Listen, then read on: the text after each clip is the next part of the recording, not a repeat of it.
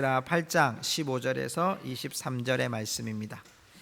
우리 다 같이 일어나셔서 우리 하나님의 말씀을 교독하시겠습니다. 몸이 불편하신 분들은 앉으셔도 되고요.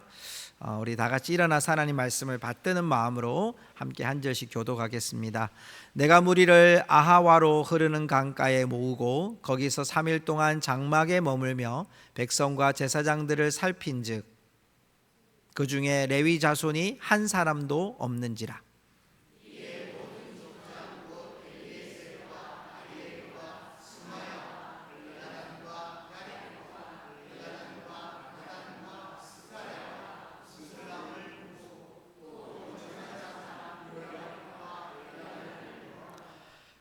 가시바 지방으로 보내어 그곳 족장 이또에게 나아가게 하고 이또와 그의 형제 곧 가시바 지방에 사는 느디님 사람들에게 할 말을 일러주고 우리 하나님의 성전을 위하여 섬길 자를 데리고 오라 하였더니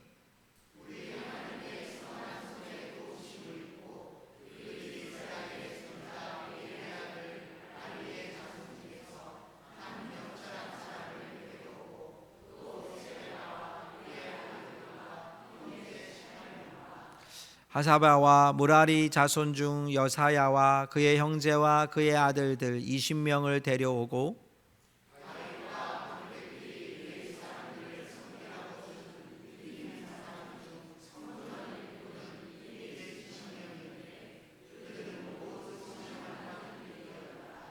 그때에 내가 아하와 강가에서 금식을 선포하고 우리 하나님 앞에서 스스로 겸비하여 우리와 우리 어린아이와 모든 소유를 위하여 평탄한 길을 그에게 강구하였으니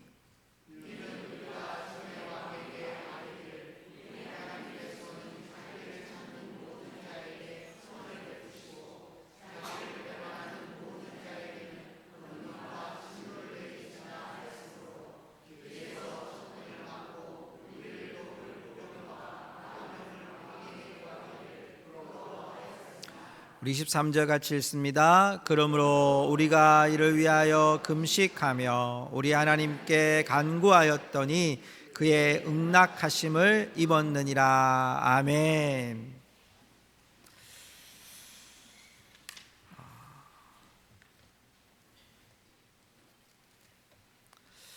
지난 여러분께서 기도해 주셔서 무사히 제주 선교 탐방이 은혜롭게 잘 마치고 돌아왔습니다. 제주 선교 탐방을 하면서 하나님께 정말 간절히 기도했던 시간이 있었습니다. 그것은 둘째 날 밤이었어요. 왜냐하면 첫째 날은 이제 우리가 여기서 비행기 타고 넘어가서 그곳에 이제 숙박을 하고 그 다음 날이 이렇게 약간 비가 오기도 하고 멈추기도 하고 이런 시점으로 가고 있었어요.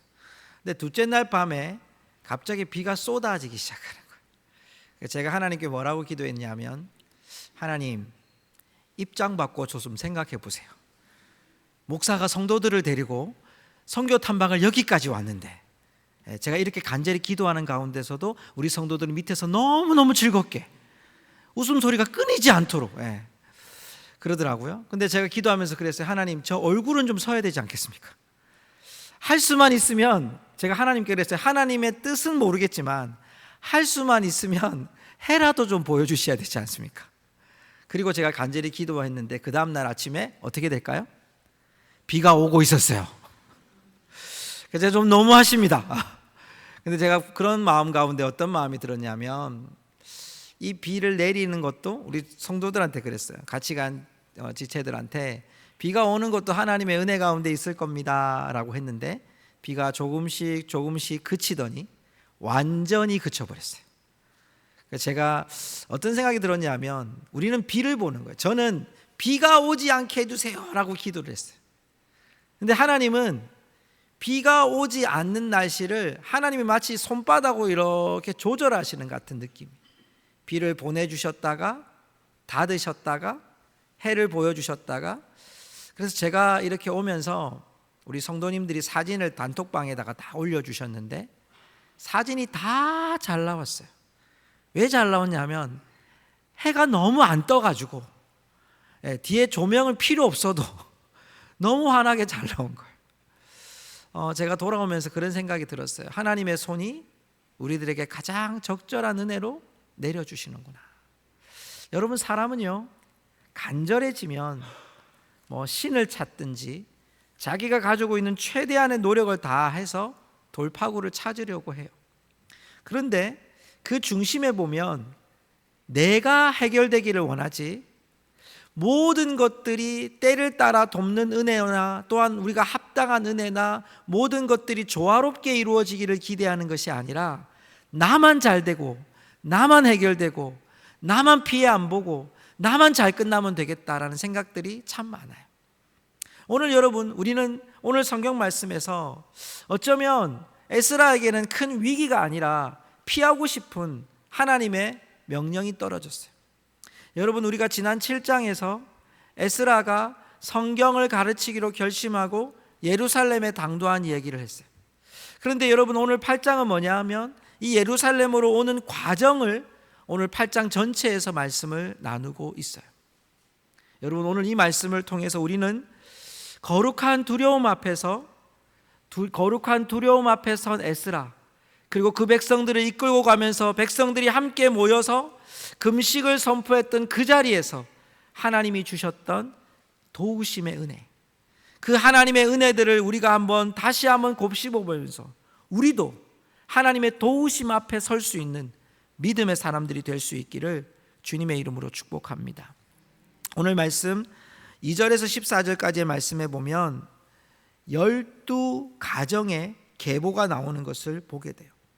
이스라엘 민족이 포로로 잡혀가서 바벨론에서 1차 귀환이 이미 있었어요.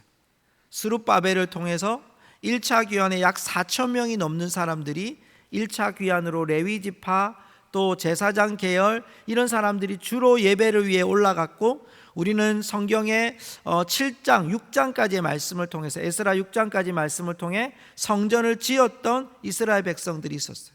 그리고 오늘 7장에서 8장까지, 그러니까 6장에서 7장 사이가 약 60년의 세월이 지났다는 말씀을 드렸어요.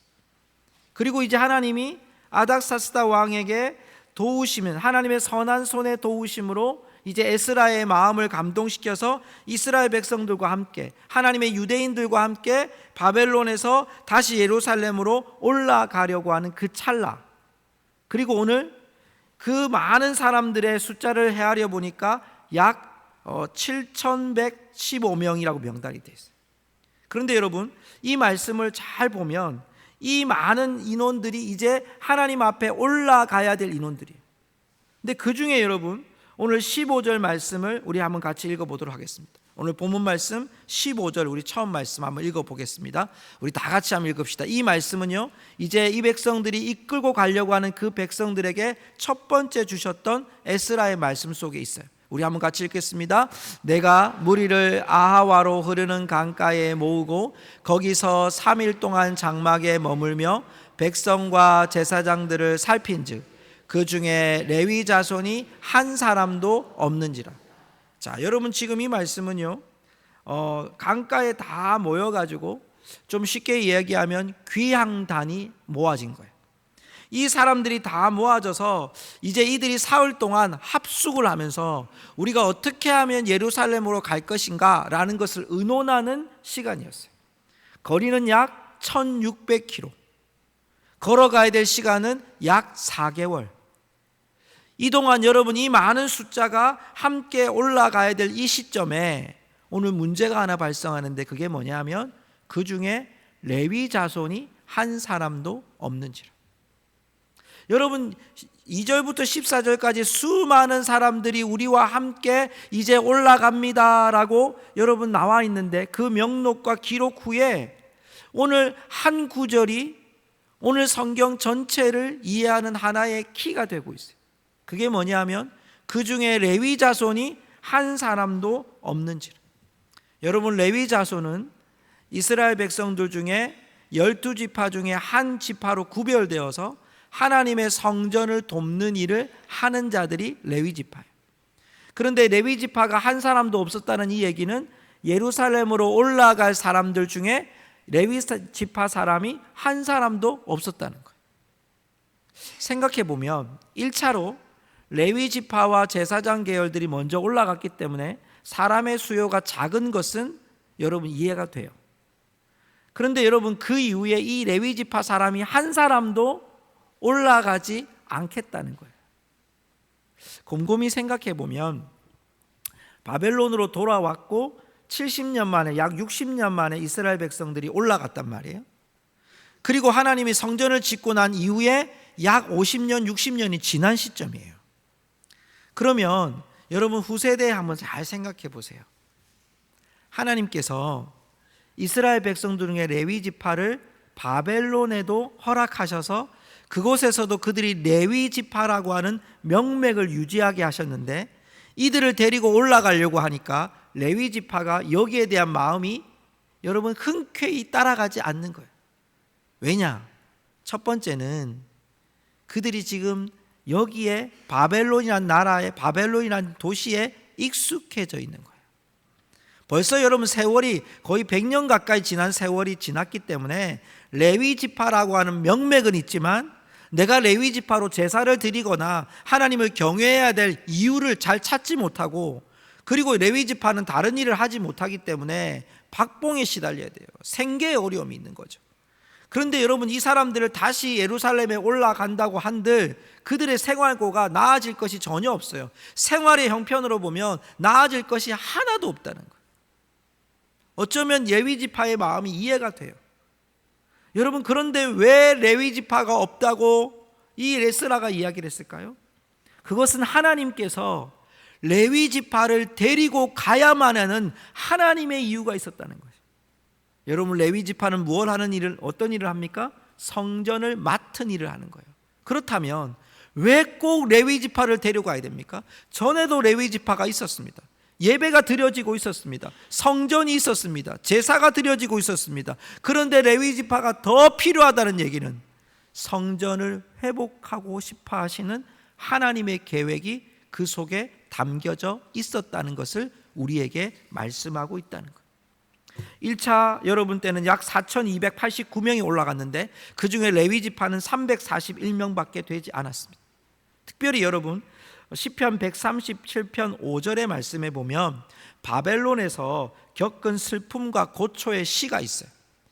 이런 말씀이 있어요. 시편 137편 5절에 보면 예루살렘아 내가 너를 잊을진대 내 오른손이 그의 재주를 잊을지로다. 바벨론에서 그들은 예루살렘을 잊어버려요. 심지어는 바벨론에서 여러분 재주 부리는 레위 지파를 바벨론 사람들이 어떤 처치를 했냐면 손가락을 잘라버렸어요. 하나님의 일을 하지 못하도록 손가락을 잘라버렸어요. 여러분 연주하는 사람의 손가락을 잘라버렸어요. 아예 하나님을 경외할 수 없는 자들로 만들어버린 사람들이 레위 지파. 그런 명맥을 유지했던 이들이 과연 어떤 사명감을 가지고 그 위에 올라가야만 했을까요?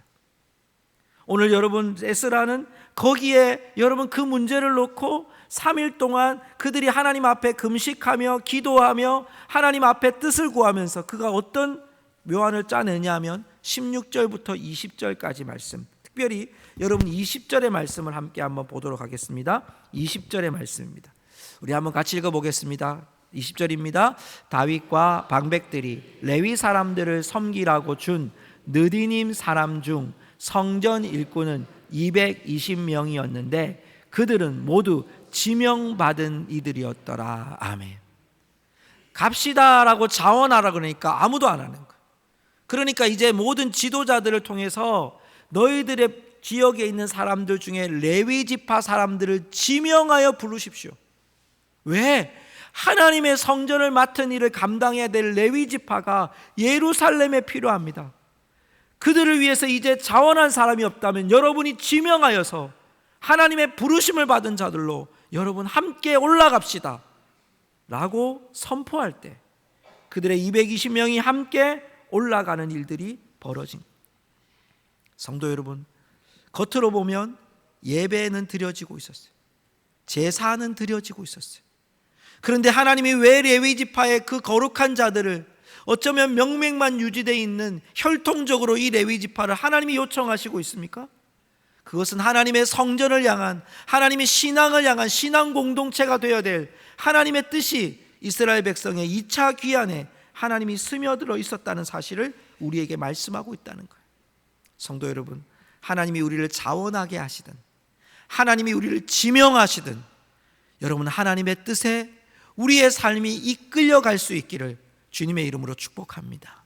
그것이 하나님의 일에 동참하는 우리의 첫 번째 방법이에요. 그런데 여러분, 오늘 이 말씀 속에 이 백성들에 대하여 이 백성들이 하나님의 이 놀라우신 뜻을 받드는 태도가 하나 나와요. 오늘 말씀 여러분 21절로 한번 가볼까요? 21절 우리 같이 한번 읽어보겠습니다. 오늘 본문 말씀 8장 21절입니다. 같이 읽습니다. 그때에 내가 아와 강가에서 금식을 선포하고 우리 하나님 앞에서 스스로 겸비하여 우리와 우리 어린아이와 모든 소유를 위하여 평탄한 길을 그에게 간구하였으니. 자, 금식을 선포합니다. 여러분, 저는 이 말씀을 보면서요, 특별히 21절에 이 말씀을 쉬운 성경에 보면 우리는 하나님 앞에서 겸손해지기를 원했습니다 라고 표리하고 있어요. 왜 금식을 했느냐? 왜 금식을 하고 금식 기도를 했느냐 하면 하나님 아버지 앞에 겸손해지기 위해서. 왜 겸손해져야 됐을까요? 지금 에스라는요, 에스라의 상황을 보면 기도하지 않아도 예루살렘에 갈 수 있어요. 왜? 성경 말씀에 이렇게 찾아보면요, 7장에 보면 에스라는 왕에게 구하는 것을 모두 받을 수 있었던 사람이에요. 그러면 예루살렘에 갈 때 에스라가 이야기하는 거예요. 왕이여, 한 10,000명 정도 군사를 좀 주십시오. 우리를 좀 호위하게, 그리고 예루살렘에 갈 때 다 통과시켜 주셔서 무사 통과시켜 주시고 하이패스 시켜 주시고, 그래서 끝까지 예루살렘까지 잘 가게 해 주십시오 라고 왕의 명령 한번 떨어지면 예루살렘까지 가는 길이 얼마나 편하겠어요. 그런데 오늘 금식하며 기도하며 하나님께 겸손해지며 하나님께 겸비하며 기도하는 이유가 뭐냐? 오늘 말씀 21절의 말씀처럼 오늘 말씀에 우리 하나님 앞에서 스스로 겸비하여 우리와 우리 어린아이와 모든 소유를 위하여 평탄한 길을 그에게 간구하였으니. 하나님께 간구하였어요. 우리 하나님 앞에서 우리가 스스로 낮아져서 우리의 안전한 여행을, 안전한 형통을 하나님 돌봐주십시오라고 하나님 앞에 도움을 구해요. 7장 6절에 8장 18절에 8장 19절에 8장 22절에 우리 하나님의 선한 손, 우리 하나님의 선한 도우심, 우리 하나님의 손, 이 표현이 계속 나와요. 무슨 말이냐면 지금 이 에스라는 금식을 기도하며 귀환한 자들과 함께 하나님의 선한 도우심만을 믿으며 이 여정을 가겠다는 거예요. 하나님이 철저하게 절대적으로 하나님만의 도우심을 믿고 우리는 가겠다는 거예요. 왕의 도움 필요 없습니다. 우리는 이제 하나님의 도우심만을 믿고 가겠습니다. 왜 이런 고백을 하느냐? 22절 말씀을 보십시오. 22절의 말씀에 보면 오늘 본문 말씀 22절에 이는 왜냐하면 우리가 전에 왕에게 아뢰기를, 에스라가 아닥사스다 왕에게 이미 말한 게 있어요. 하나님에 대해서 뭐라고 얘기했냐면 우리 하나님의 손은 자기를 찾는 모든 자에게 선을 베푸시고 자기를 배반하는 모든 자에게 권능과 진노를 내리시는 하나님, 공의의 하나님, 심판의 하나님, 선을 행하시는 하나님, 심판하신 하나님이시라고 내가 왕 아닥사스다 왕에게 말했습니다. 그래서 이미 나는 어떤 말을 했느냐? 길에서 적군을 막고 우리를 도울 보병과 마병을 왕에게 구하기를 부끄러워하였습니다. 왕에게 지금 구하지 않는 이유가 뭐라는 거예요? 나는 누구의 손에 있다? 하나님의 손에 있다. 우리 한번 따라 합시다. 우리는 하나님의 손에 있습니다. 여러분 믿으시죠? 우리는 누구 손에 있다고요? 하나님의 손에 있습니다. 여러분 사람의 도움이 없어도요, 왕의 도움이 없어도요, 오늘 이렇게 겸비하며 하나님께 기도하는 이유가 어디에 있습니까? 하나님은 우리에게 선을 베푸시고, 하나님은 우리를 막아주실 거고, 하나님이 우리를 인도해 주실 거고, 하나님이 예루살렘까지 우리의 인도자가 되실 것을 믿기에 우리는 왕에게 도움 구하지 않습니다. 왕에게 보병 구하지 않습니다. 왕에게 마병 구하지 않습니다. 그것은 하나님의 도우심만을 내가 절대적으로 신뢰하겠습니다. 하나님께 내가 완전히 맡기겠습니다. 이것이 오늘 겸비한 그들의 기도였다는 거예요. 사랑하는 성도 여러분, 기도는 무엇입니까? 겸비하여 하나님의 뜻에 하나님의 도우심을 전적으로 맡기는 것, 하나님께 도우심을 구하는 것, 여러분 그것이 우리의 기도인 줄 믿습니다. 여러분, 우리의 삶을 살아가는 동안 기도가 어려워질 때가 있습니다. 여러분, 기도가 내 힘으로 되지 않을 때가 있습니다. 내 목소리로 기도라고 하는 하나님이라는 이름이 도대체 내 입술에서 고백되지 않을 수가 있어요. 너무 절망적이거나 너무 희한하거나 말도 안 되는 상황이 되었거나, 그렇다면 여러분, 우리가 입에서 하나님이라는 이름이 나오지 않을 때도 있어요. 여러분, 그럴 때에도 우리가 서야 될 자리가 어디냐면 하나님의 도우심 앞에, 하나님이란 이름을 부를 수 없지만 하나님이란 이름 앞에, 하나님, 내 이름으로 내 입술로 나올 수 없더라도 나는 하나님을 신뢰합니다. 그 하나님 앞에 내가 있습니다. 내가 많은 것을 의지하지 않겠습니다. 그 어떤 것도 의지하지 않겠습니다. 하나님의 도우심만을 의지하겠습니다.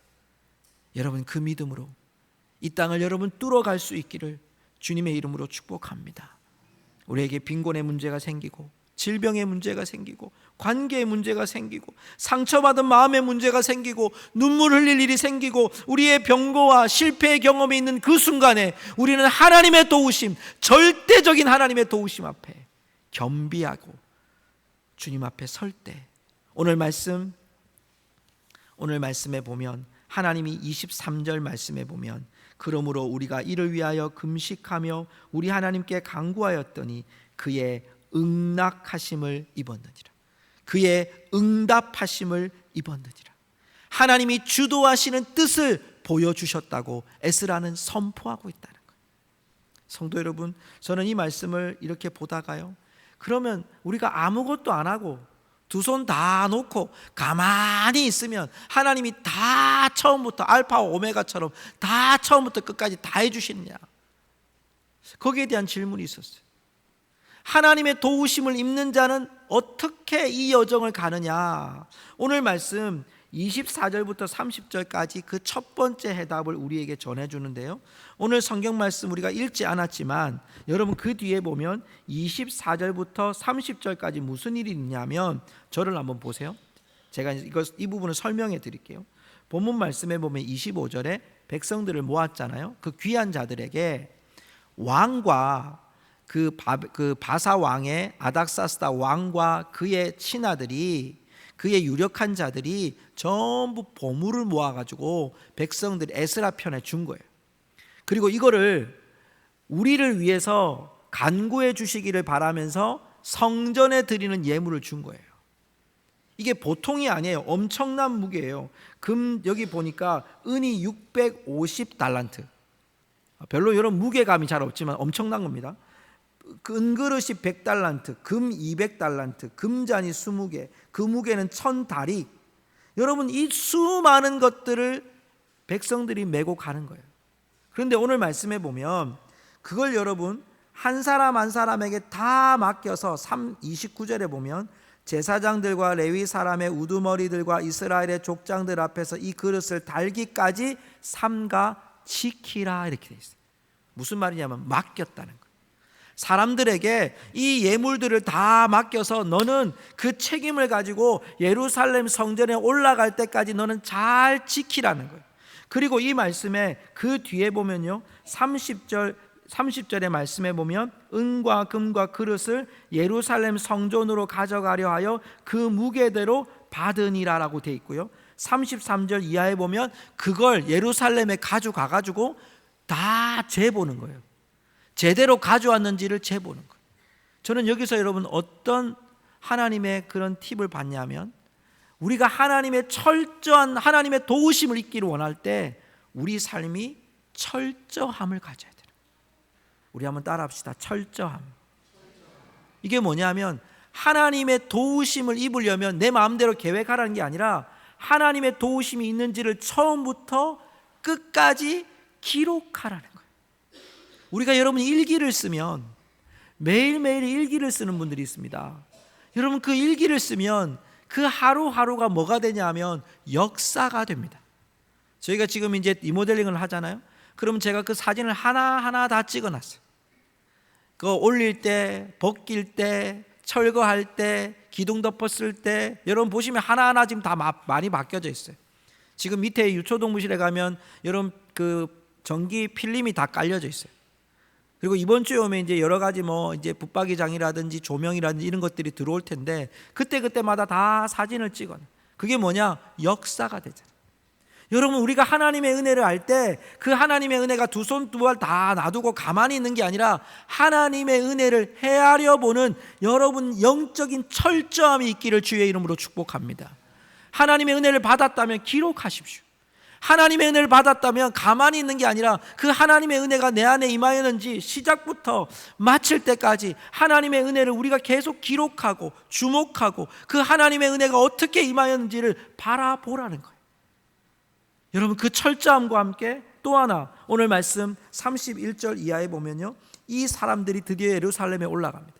그리고 올라가서 이렇게 말합니다. 제가 읽을게요. 첫째 달 12일에 우리가 아하와 강을 떠나 예루살렘으로 갈새 우리 하나님의 손이 우리를 도우사 대적과 길에 매복한 자의 손에서 건지시니라. 이 구절이 굉장히 중요합니다.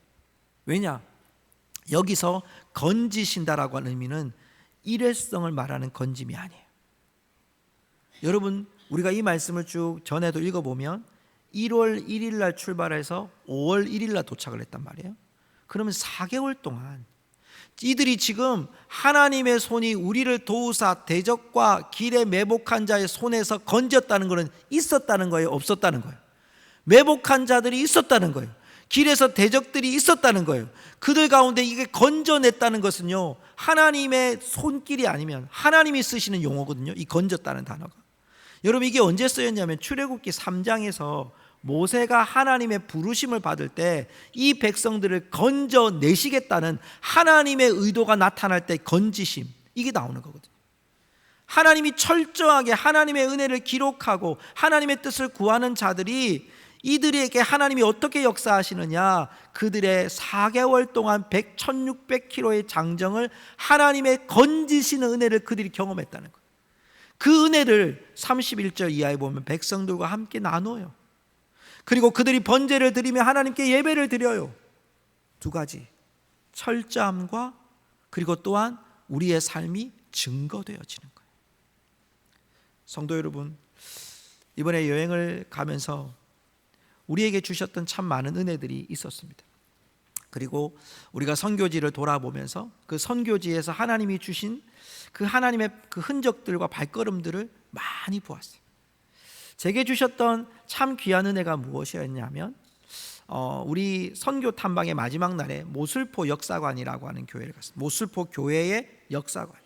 그 교회는 우리 교단도 아니고 기장측이라고 하는 기독교 장로에 소속되어 있는 교단인데 그 목사님이 역사관을 개관을 했습니다. 1년도 채 안 됐습니다. 그 개관하는 그곳에서 우리 성도님들도 많이 보셨어요. 저 거의 100년 전에 있었던 도장, 교회에 있었던 역사, 뭐 세례교인 증서, 그리고 예전에는 결혼식을 하면요 성혼 선언문을 무슨 이만한 자루에다가 써놨더라고요. 그걸 문자로 이게 한문으로 다 쓰여져 있는데요, 대단하더라고요. 그런데 제가 감동이 있었던 게 뭐냐면 그분이 그 목사님이 다 이제 수집을 했죠. 목사님뿐만 아니라 그 전에 계시는 목사님들이 다 수집해서 우리 제주도에 어떻게 이 복음이 들어왔는지를 다 기록하고 쓰며 또 모든 책들을 다 수집했는데 우리 교단에 있는 신학교의 80년, 90년 전의 도서가 거기 있는 거예요. 놀라웠어요. 그 안에는 교단이 없어요. 그 안에는 오직 복음밖에 없어요. 이 복음을 전하기 위해서 여러분 어떤 교회든 제주도에 있는 많은 사람들이 복음 때문에 순교하고 복음 때문에 희생당하고 복음 때문에 그들의 교회를 옮겨야 됐고 죽음을 당해야 됐고 순교의 제물이 되었었어요. 여러분, 그 역사의 현장 속에서 그들은 철저한 믿음의 삶들을 포기하지 않고 살아왔어요. 그리고 끊임없이 지금도 제주도는요, 우리 강원도보다도 못한 복음화율을 가지고 있어요. 그럼에도 불구하고 아직도 복음을 전하는 일들을 끊임없이 계속해서 여러분 증거하고 있는 모습들을 보게 된 거예요. 성도 여러분, 하나님의 부르심을 입은 자들에게 가장 어쩌면 중요한 믿음의 삶은요, 우리가 하나님의 도우심 앞에 서 있는 거예요. 오늘 우리가 어떤 상황과 환경에 놓여 있든지 간에 우리 모두가 하나님의 도우심 앞에 설 수 있는 믿음의 사람들이 되시기를 주의 이름으로 축복합니다. 여러분, 그러려면 우리의 삶에 철저함이 필요합니다. 하나님의 은혜를 헤아리는 삶이 여러분에게 계속되어져야 됩니다. 또 하나, 여러분, 그 은혜가 우리의 삶을 통해 증거되어져야 됩니다. 다른 사람들에게 계속 전해져야 됩니다. 선포되어져야 됩니다. 여러분, 그것을 통해 하나님의 도우심을 입는 응낙하시는 하나님을 만나실 수 있기를 주의 이름으로 축복합니다. 우리 함께 주님을 찬양하며 나아가기 원합니다. 우리가 잘 아는 찬양 중에 여기에 모인 우리라는 찬양이 있어요. 우리 모두가 이 찬양이 그 주역이 될 수 있기를 바라고요. 우리 함께 이 찬양으로 하나님께 영광 돌리기 원합니다.